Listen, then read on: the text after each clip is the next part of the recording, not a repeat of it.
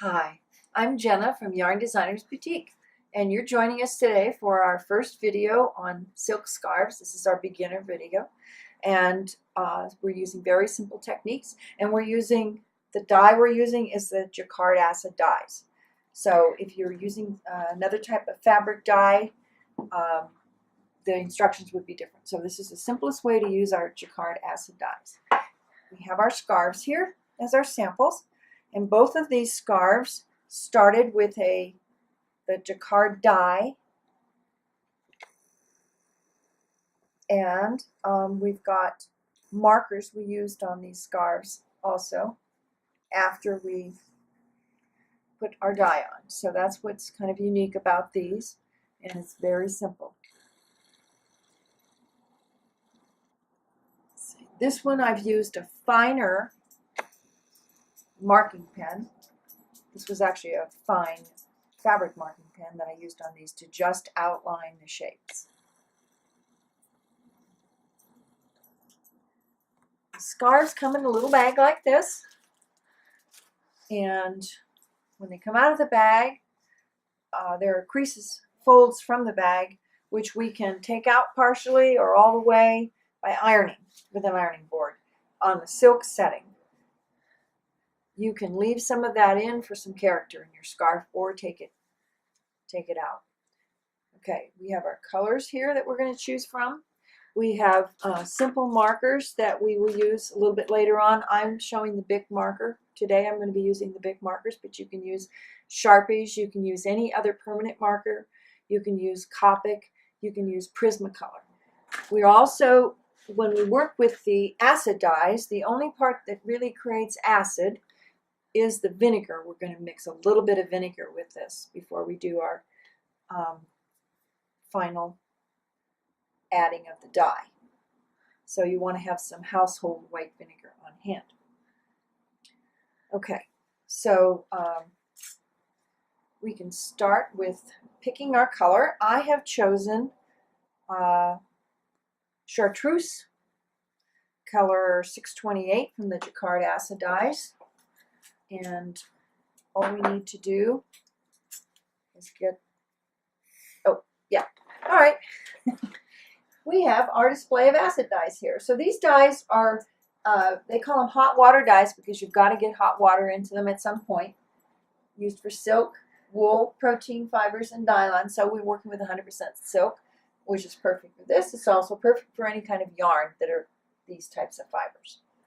We're going to also need some hot water to put into this after we find our little acid dye in here. We don't need much. So a jar of these goes a long way. I am going to put maybe a 1/4 teaspoon in here. If I decide that's not enough, we'll add a little more. Okay, so I just went and got some hot water. About 1 to 2 ounces is all you need. And I'm using my spoon, plastic spoon. And the acid dyes are obviously a powder, so we're just trying to make sure that completely dissolves. Then we're going to add just, nice to have a smaller bottle, but this is what we have today. Maybe. Okay, there we go.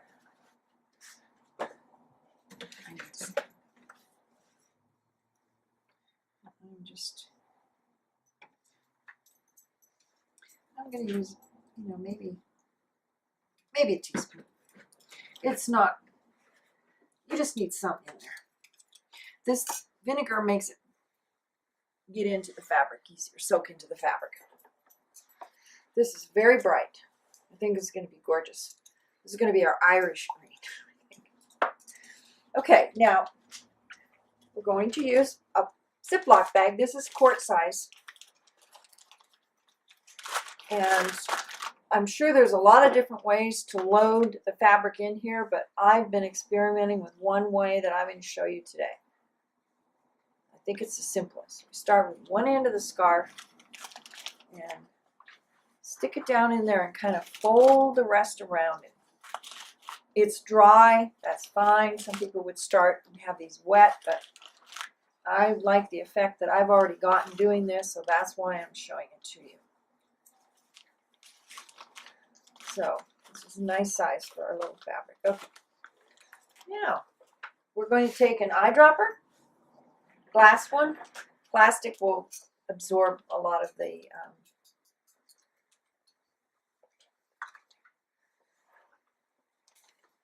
plastic will absorb the dye, and then you wouldn't be able to use it again. But these are glass.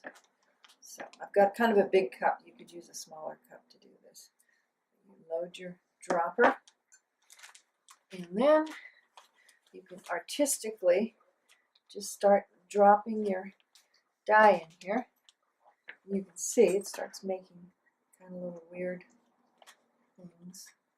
You just need, that was my second. I'm kind of counting.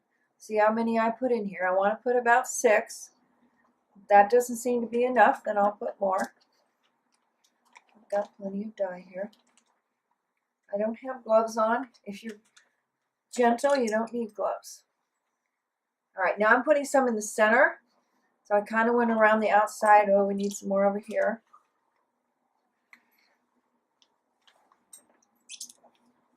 Isn't this fun? I love doing this. We're creating art here. Whoa. I'm kind of looking down in there to see if I see any more little special folds I want to use. I don't think I could overdo this. So I'm using more than my 6. But it depends on the color you choose. Some colors just go real fast in there. Whew. This is pretty. Okay. Now, we can also get more from our dye by adding, I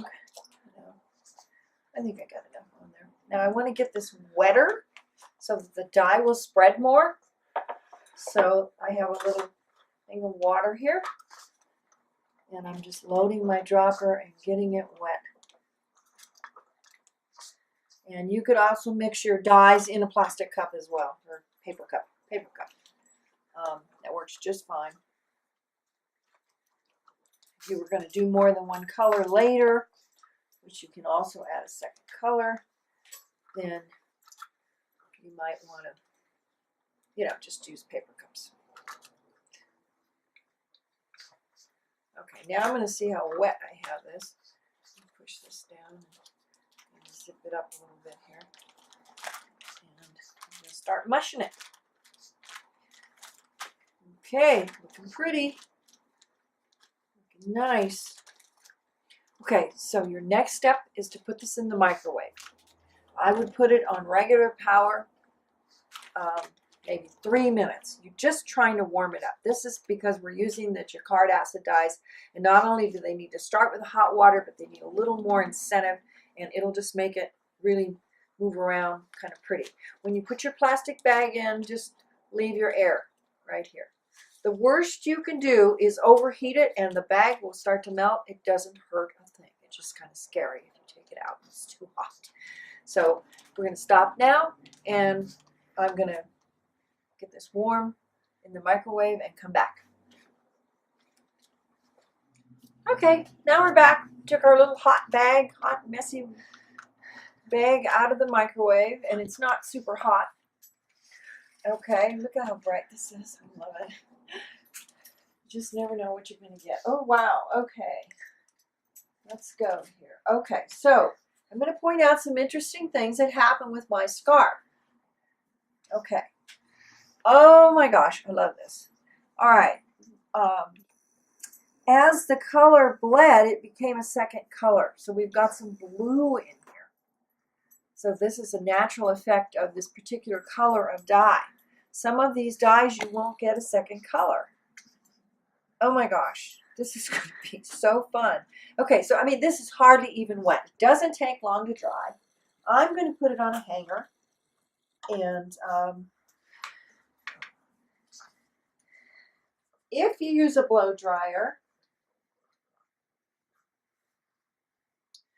that'll probably be the fastest way to do it. Don't use an iron at this point. I'm just thinking that you may get some better effects once you use your markers if you don't use an iron to dry it. Okay, If you know you're not going to use any markers, you can go ahead and just use the iron when it's this damp state and press it nice and flat, and you'll love it. You'll absolutely love it. This scarf does not need anything else, but I think I'll probably be decorating it further with the markers. So we'll see you when we talk about the markers again. Okay, now we're back. My scarf is dry. I have lots of possibilities here. I could just press this up and be done with it, or I can add markers. I do have this scarf started here that I've been working with markers, so I thought I would show you how really fun it is. This is the part that got me addicted. I'm using Bic markers, and what I really like about using a silk scarf and using Bic or Sharpie markers is that when you drop the ink down, it just bleeds into the scarf. It is really not, you can't really make a mistake. It